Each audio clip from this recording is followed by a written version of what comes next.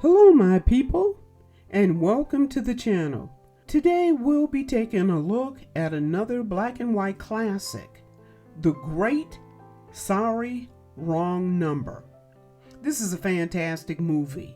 Many feel it's the best movie released in its day. Barbara Stanwyck plays the lead, Leona, and the very handsome actor Burt Lancaster plays her husband, Henry.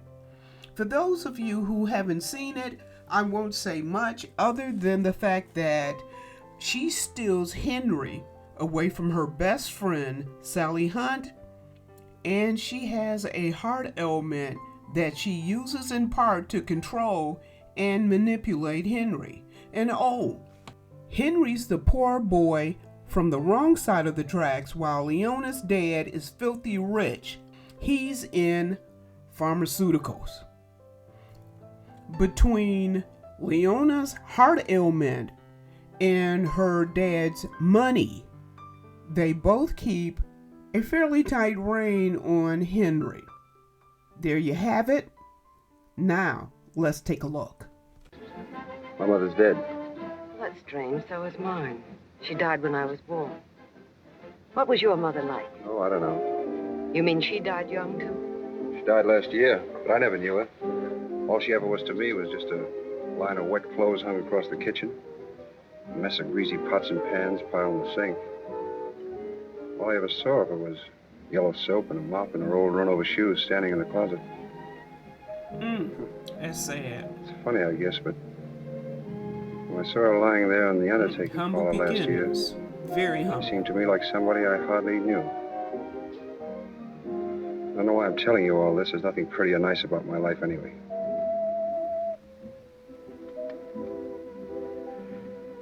Cigarette? Now, Sister Girl here is very calculating, and she knows exactly what she's doing. She just heard this sad story about this guy's humble beginnings. He came up poor, but he has aspirations. You notice she offers him a cigarette, but she's offering him something much more. He takes a look at that cigarette case. He can tell it's expensive as gold. She's wearing a fur coat. She's got that expensive brooch on that fur coat. Oh yeah, she's offering him a whole different kind of life, and not simply as a plaything. Oh no, she has a very determined look in her eye. She wants this guy. I have a job, just a meal ticket till I can save up enough to get out of here. What kind of a job? I work in a drugstore. A drugstore? Well, that is a coincidence. Yeah, a heck of a coincidence. I work in a drugstore and your father owns 100 of them. I think Dad will like you very much. You're young, healthy, ambitious, and you probably know the drug business upside down. I wouldn't say that, Leona. Leona? Oh, that's nice. Call me Leona again. I just work in a drugstore. That's a different thing. But I like you. And that's a different thing, too. Now, this is one of those throwaway lines that you'll miss if you're not paying attention. She says to him, "But I like you." That's a different thing.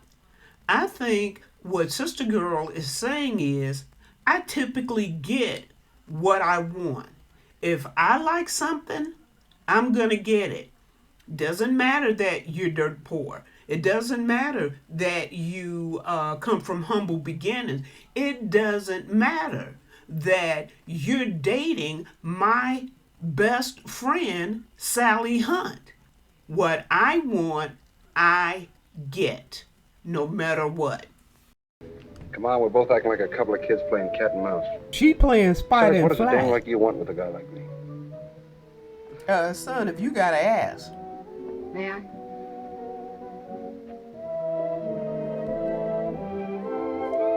Dad is coming to New York on business next weekend. I'm cutting my classes on Saturday. Oh, lean into it. Want to come with me? And after a whirlwind courtship, the pair marries. Leona is looking at Henry as if he set the sun, the moon, and the stars in the sky.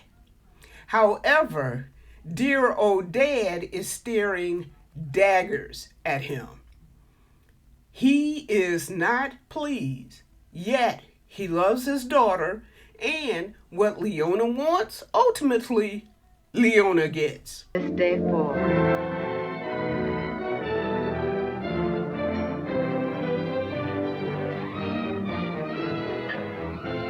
Boy, she already running you.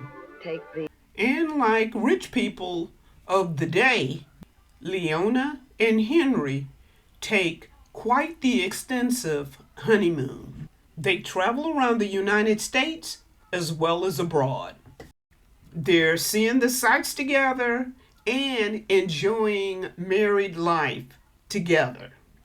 But like all good things that come to pass, the pair eventually returns home and settles into their married husband and wife routine. Henry, hurry up, darling. I've reserved a table at Maxine's. The opera starts at 7:30. You know how I hate being late. In a minute, sweetheart. Where's your wallet? My wallet? Must be in my coat pocket. See, she's slipping money in his wallet. He's almost like a kept man. Oh, that's his old sweetheart, Sally Hunt. Lunch with me today. It's Friday. I know, dear, but I won't be able to make it. This date with Ferguson's rather important. Oh? See, More she's important handing than him me, I money. suppose? It isn't that, Leona. It's just that I had a talk with him last night, and he asked me to drop by. It's about a job. A job? What on earth are you talking about? You have a job. Yeah, your Madame, fake is job. this what you're going to wear? If you don't mind, Marie, I'd like to speak to Mrs. Stevenson alone. But Madame is late already. Will you get out, please? The help don't even respect you, dude. What I mean to say, dear... Listen, what he wants to say is that I want to be my own man. Every time you turn around, this chick is handing him money. We going out to dinner, to the opera. Hey, here's some money. Going out to lunch today. Hey, here's some money. You have a class of dude that this is fine with, and then you've got another class of dudes where, you know what? I thought I was going to be fine with this, but I'm really not. And I feel fake and phony with this trumped up job that I have from your father because I'm married to his daughter. The guy is saying, you know what? I want to make my own way. I want to pull my own weight. I don't like the fact that the only reason why I'm the vice president of this company is because I'm married to the boss's daughter. And I know that, and everybody else knows it. And you know what? It doesn't make me feel good. But working for your father is like running in a dream. No matter how hard you try, you know you'll never get anywhere. I'm not blind, Leona. As long as I'm married to you, you'll never give me a real chance. I don't want to just graft off your charity the rest of my life. I want a chance on my own.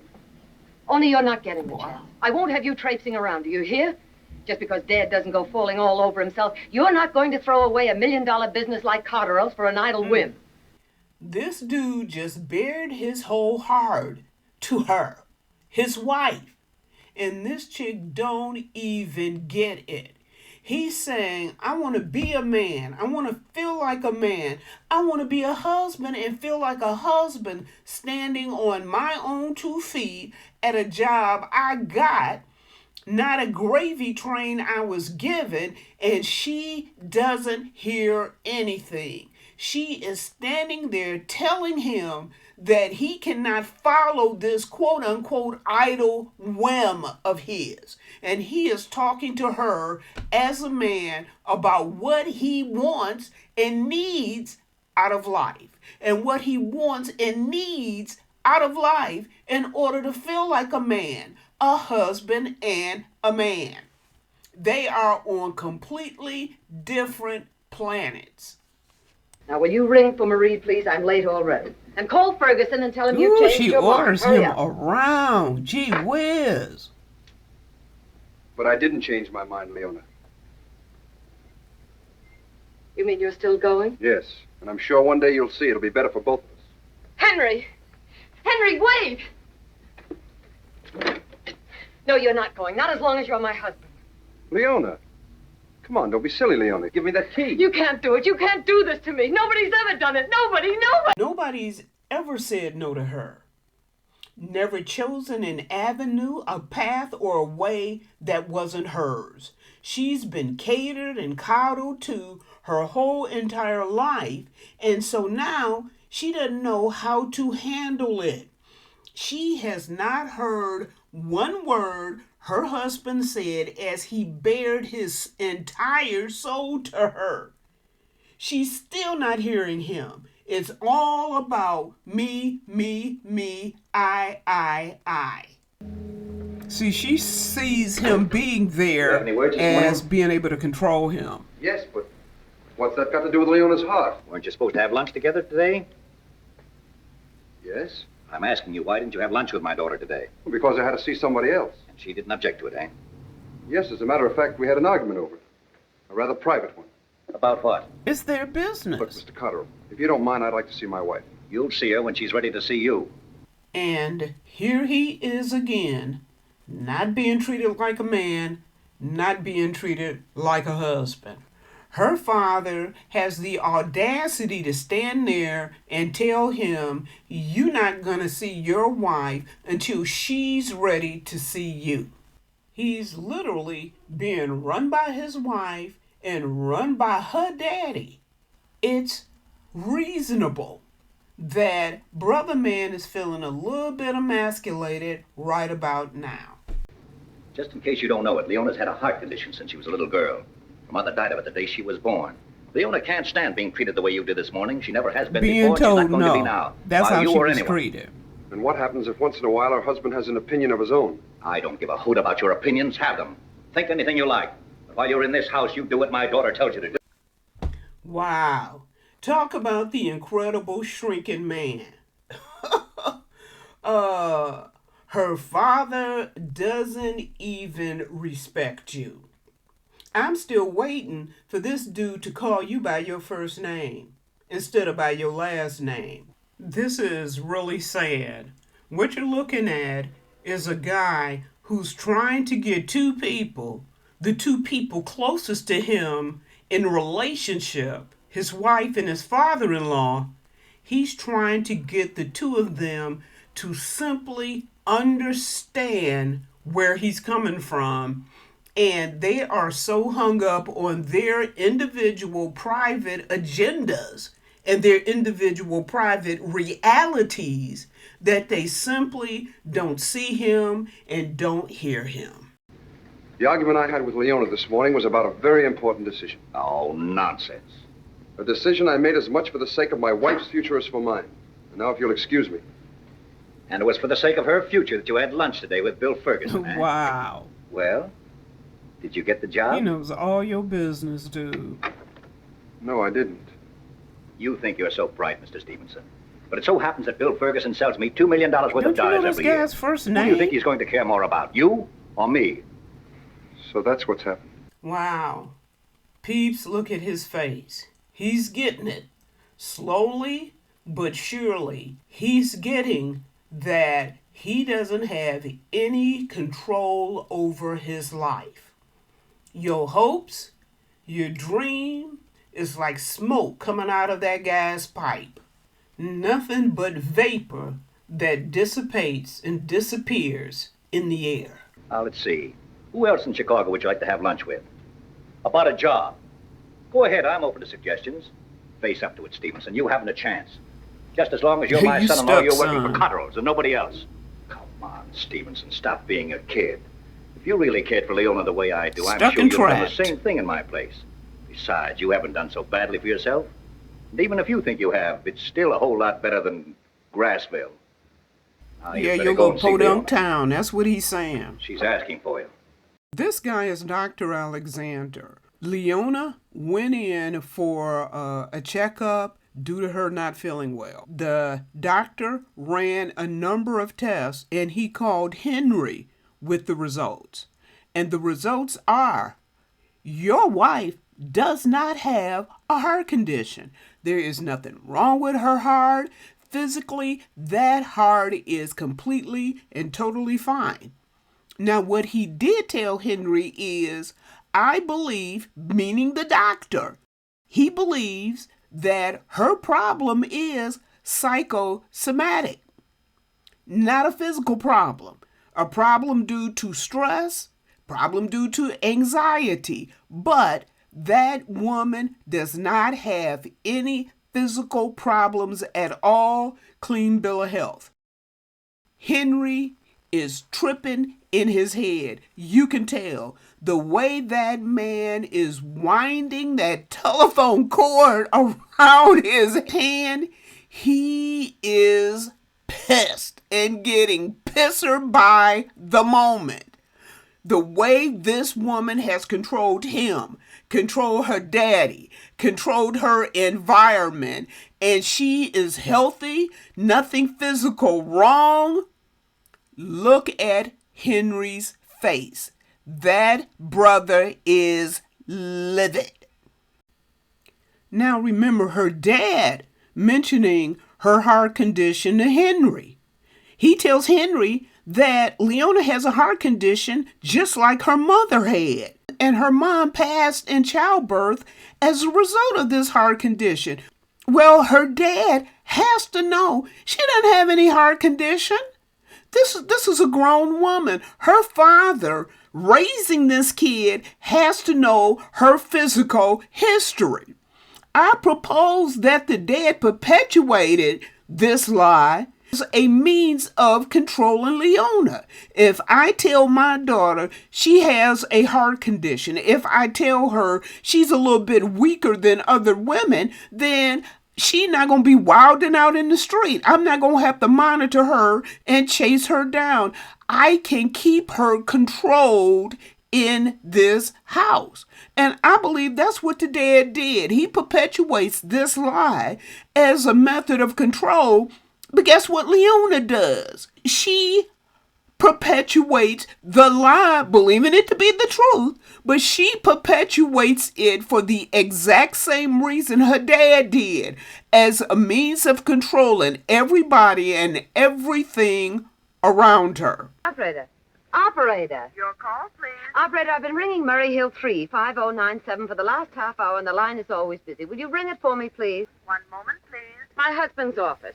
I can't think what's keeping him or why that ridiculous wire should be busy. Now, Leona is attempting to contact Henry at the office. She's been trying to call Henry off and on for quite a bit, and the line has consistently been busy. So now she's calling again. Line still busy.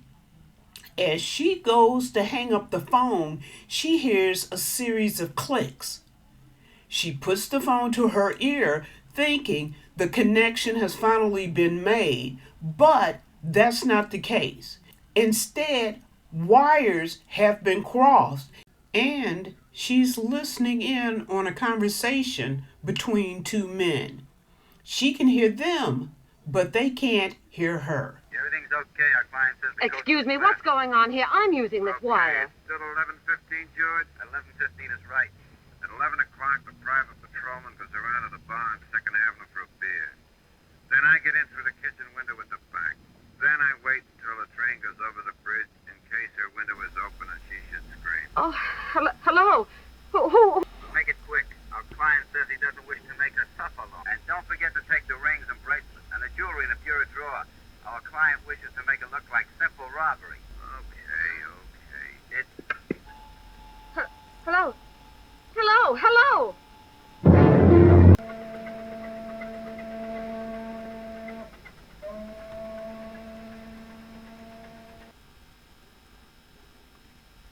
Now, what we have here is what appears to be a list of messages for Henry.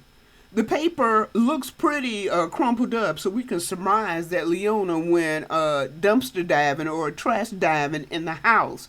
She pulled this out of the trash, smoothed it out, and here are calls for Henry. We can see 2 calls from a Mr. Evans and 1 call from a Mrs. Lord. So Leona calls Mr. Evans, leaves a message for him, And then she calls Mrs. Lords.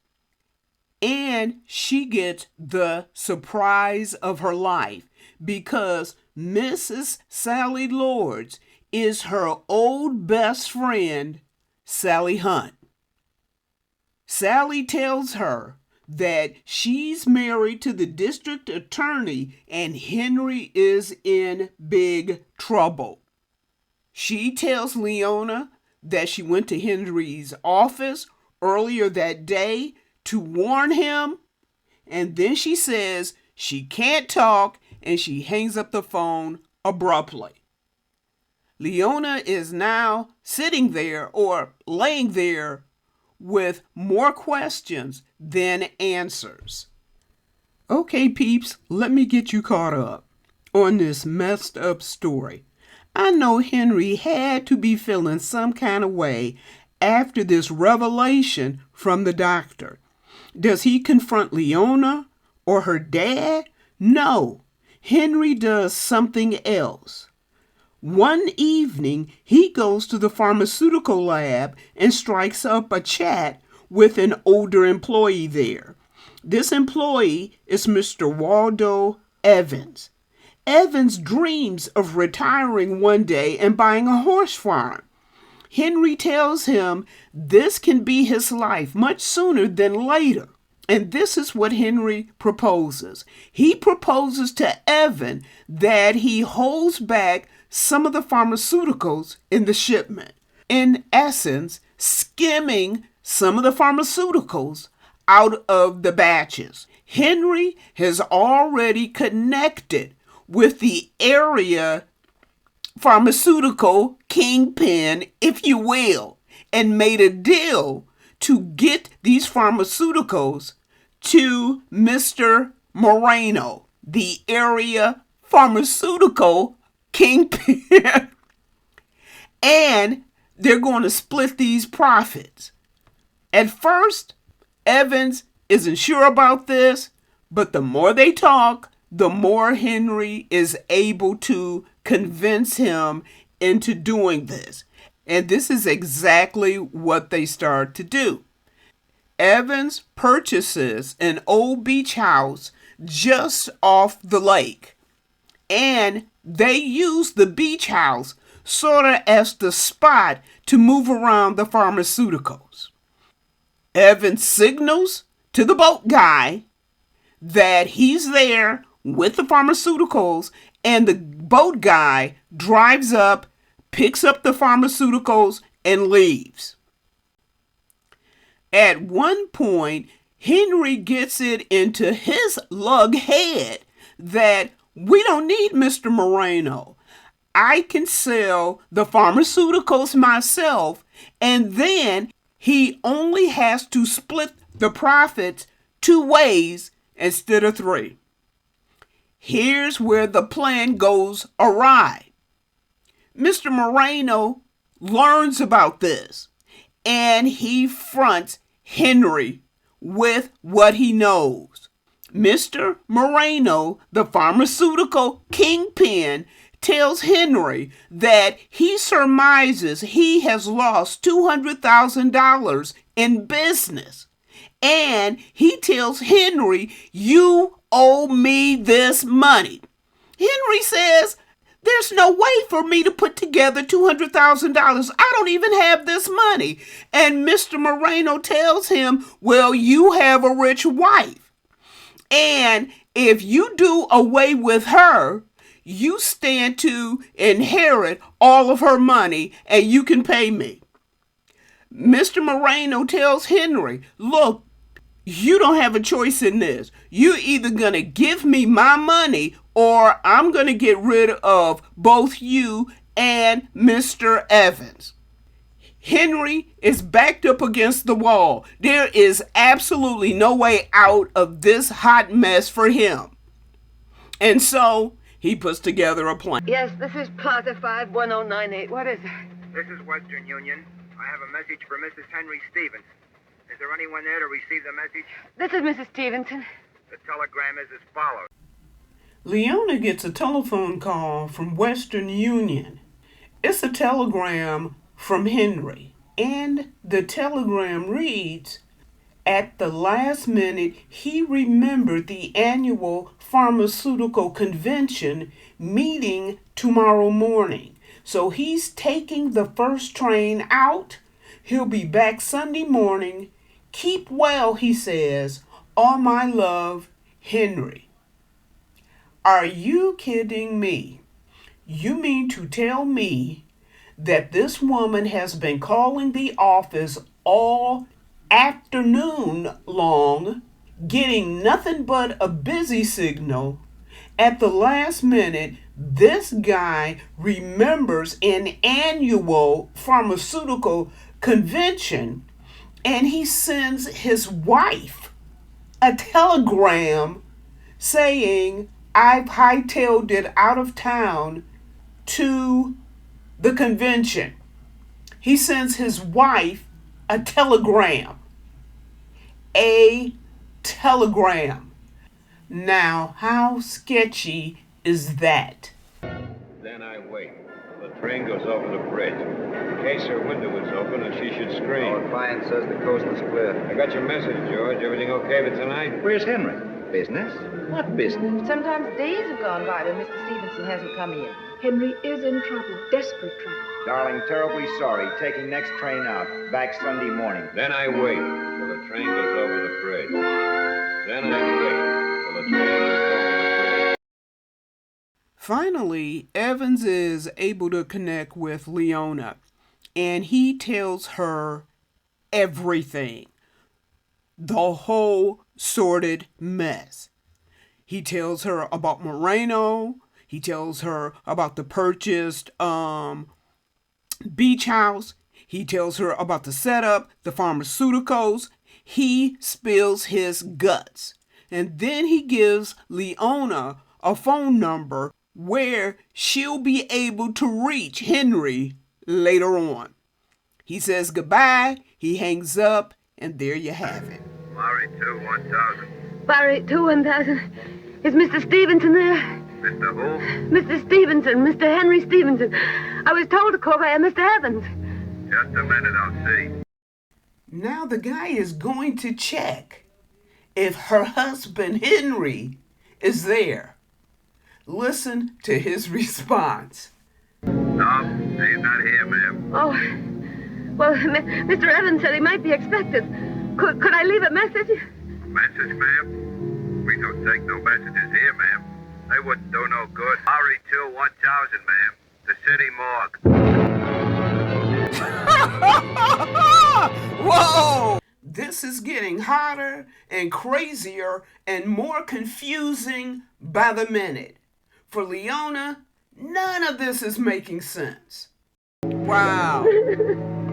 This is a hot mess.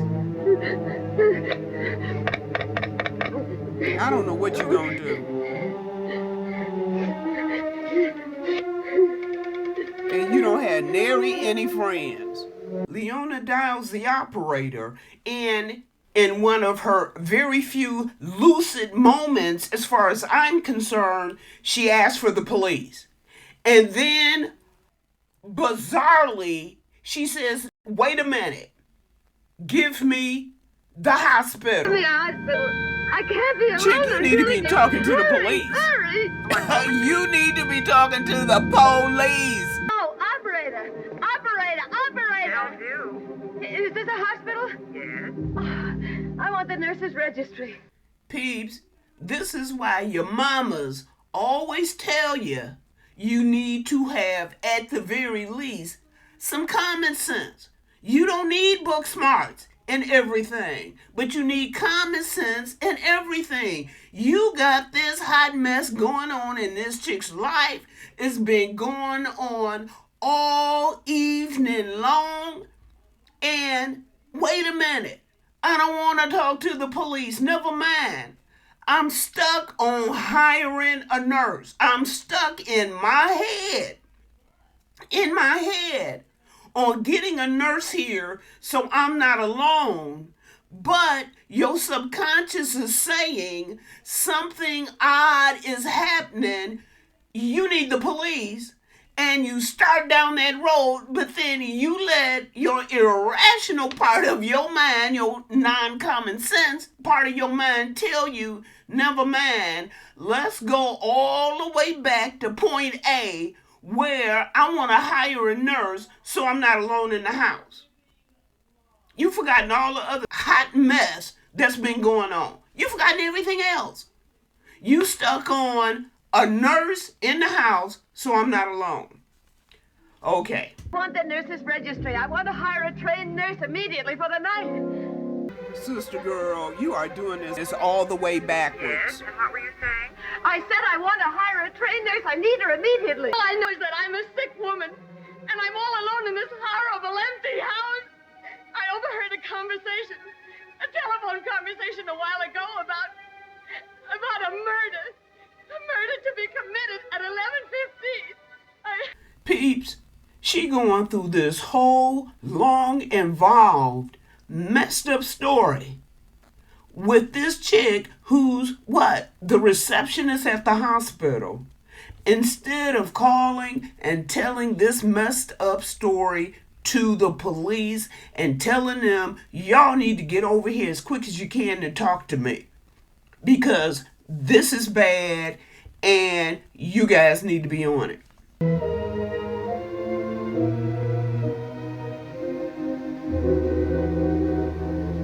See, this is why you need, here we go.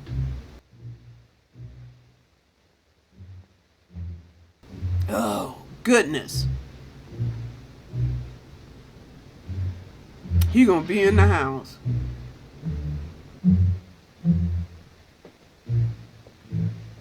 Now, she upstairs with her brain locked on getting this hired nurse, and this dude in the house.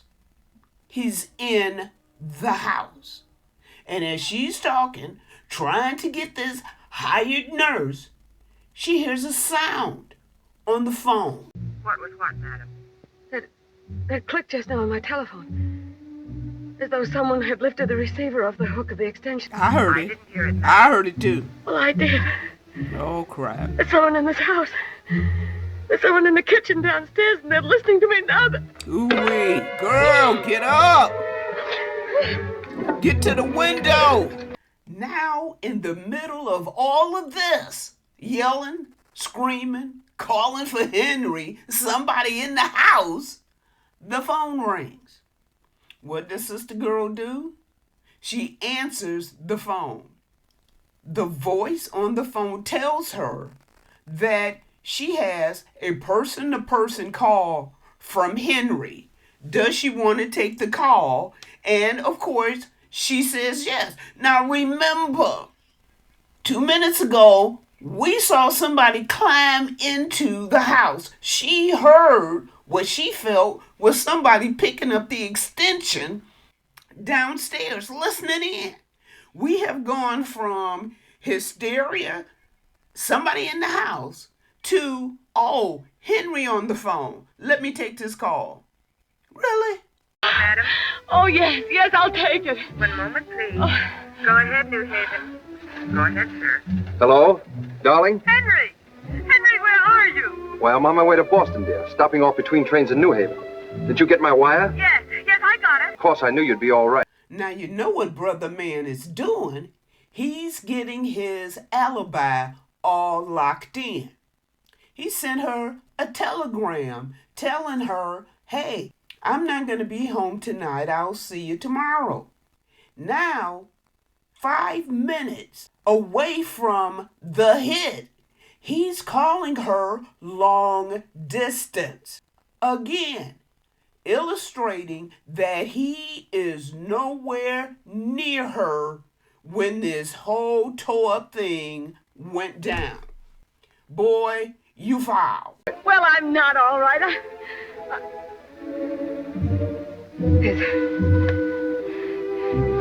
There's someone in this house right now. Oh, honey, how could there be? Don't tell me you're still alone. Is it me, or did this chick just say, somebody up in this house, and I'm all alone? What does Henry laser in on? Oh, baby, How could you be alone? You got everybody else there. You have the staff there. Of course I've been alone. Who else would be here? You promised to be home at 6 o'clock. But, Leona, I thought I explained to you in my wire. I've been alone for hours. And Henry, I want you to call the police. Do you hear me? Tell them to come over at once. Is this the same chick that was hysterical, screaming for Henry, tearing up half the bedroom because she heard somebody in the house? Now she is in tell Henry what to do mode, and she's as calm as a cucumber. You know, she sounds a little frustrated with him, but did we forget? There's a dude in the house. No, honey, you know you're perfectly safe in that house. It's all locked up, and there's a private patrolman. You're right in the heart of New York City, and the telephone's right beside your bed. Henry, what do you know about a man named Waldo Evans? Waldo Evans? Now, for the first time, Brother Man is worried. What do you know about Waldo? At first, Henry tries to play it off, but then Leona gets very specific. Why? What do you ask? He called me up tonight. I had a long talk with him just a little while ago. Some of it sounded insane, but there were other parts that sounded true. On Staten Island, 20 Dunstan Terrace had been burned down, and that the police knew everything, and that Morano had been arrested, and... The jig is up. Are you still there, Henry? Yes, I'm here. And Evans said you wanted me to die. The jig is up and he knows it. Look at his tore up face. He knows that Marino is going to rat him out. He knows that he is going to fry for this. He going to fry like a piece of chicken at Popeyes. He's done for. Mean to be so awful to you, Henry. Did you forget about that dude downstairs? I thought you didn't love me. And that you'd go away and leave me. Oh, man. Leona, Yes? I want you to do something for me. Will you forgive me first, Henry, will you? I want you to try it. Please, Henry, Listen to me, please. Leona. I want you to try to get out of bed. See? Now, Brother Man gotta save her, right? Bogus telegram and long-distance phone call with Moreno likely down at the police station running his mouth. The only trouble Henry will be in is theft and peddling pharmaceuticals. But if Leona gets took out in a bogus robbery gone wrong, oh yes, Brother Man getting the chair for sure. I can't. You've got to. I want you to get out of that bed and walk to the window. I want you to She'd scream up save the your street, own Leona. life. I can't move, Henry. I'm too frightened. You know what? I'm about ready to choke this chick out myself. I'm scared. I'm not scared. It's a dude in the house. I forgot there's a dude in the house. I need the police. I need a nurse to come stay with me. People! Sometimes the only person you can depend on in life, and I'm sorry to be the one to have to share this with you, is your own lonesome little self. Sometimes you gotta get up and save yourself. I'm sorry, this real life. Sometimes the folk you rely on, you depend on, and you're supposed to be able to rely on, you're supposed to be able to depend on, they're not going to be there for you. They're going to be Henry. They're going to send you a cute little telegram, a cute little card, saying, wishing I was there, wishing you were here. They're going to call you long distance and talk to you long enough to be able to hang up on you. You are going to have to stand up, fear and all, and do it yourself. And you want to know the honest truth? Truth is, I believe you can do it. I believe you got the stuff inside of you to do it. To stand up on your own, to walk on your own, fear and all, and to save yourself. Keep trying. Otherwise, you've only got 3 more minutes to live. Don't talk to me anymore. Just get out of that bed. I confess everything. Everything. I did steal from your father, and I was so desperate I even tried. I arranged to have you. Henry! Henry, there's somebody coming up the stairs! Gosh! No, I can't! Henry! Police know now. Fine for them to get me. They'll know. They'll find out tomorrow. See, he worried about him.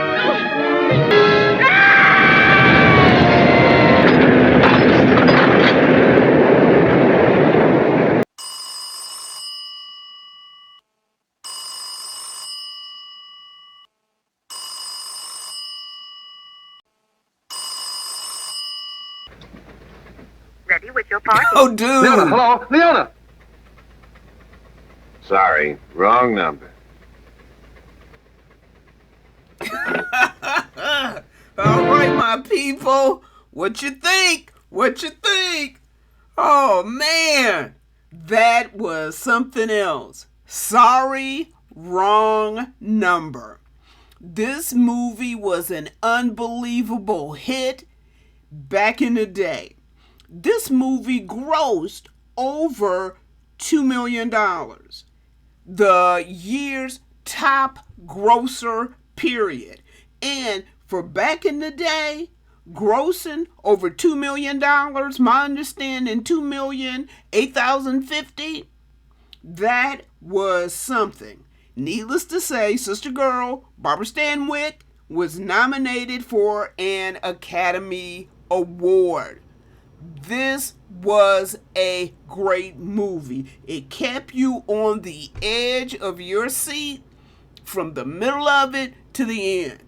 And the beginning, all that deep character development, you went into this whole movie about midway when the good stuff started to jump off. You knew the characters in a deep and intimate way. Look, this is how you make a movie. The point is to get the viewer engaged and to keep the viewer engaged. How do you do that? With deep, fully formed, fleshed out characters. Not two-dimensional folk, not one-dimensional folk. You need fully fleshed out characters, a decent, not even a good, great plot, but a decent plot. And here's what's fundamental, and I'm going to ring this bell probably every time we chat. You need to begin with a good story. And sorry, wrong number wasn't just a good story. This was a great story. I mean, do you realize that more than half of this movie was being carried just by one actor, Barbara Stanwyck? She had to show you a plethora of sides of herself, a plethora of emotions, from this emotion to that emotion.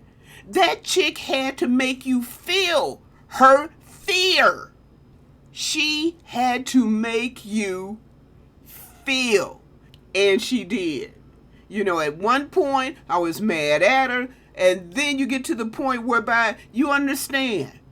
Look, her mom left.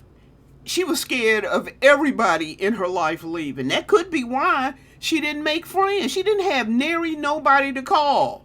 That night when she was all alone and by herself, her dad was in another state at a party. And so when she called him, he kind of blew her off. What do you mean you're home by yourself? Where's Henry? And he promised to talk to Henry later. She needed her husband. He wasn't there. Servants had been given the day off, but these folks ain't your friends.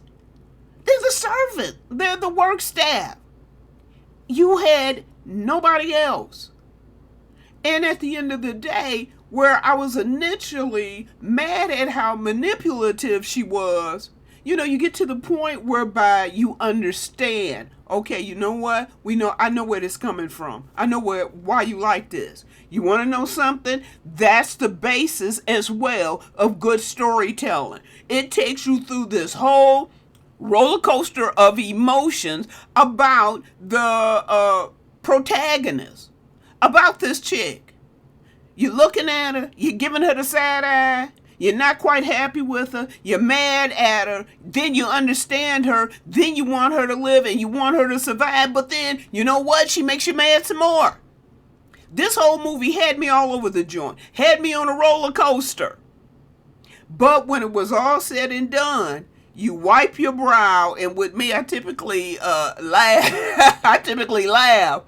But people, this was a good movie. Black and white. Oh, 1940, I believe, 48. Old movie. But one of the best movies. And you want to know something else? And then I'm going to leave you alone. The good movies. The great movies, the best movies you ever seen in your whole life, they stand the test of time. They are as great in the 2024s as they were in the 1948s. And that's a test of the tape. All right. Well, there you have it. Now, if this is your cup of coffee, your cup of tea, your cup of power shake, then you know what? Like, subscribe, share, support this channel for more classic content. Until next time.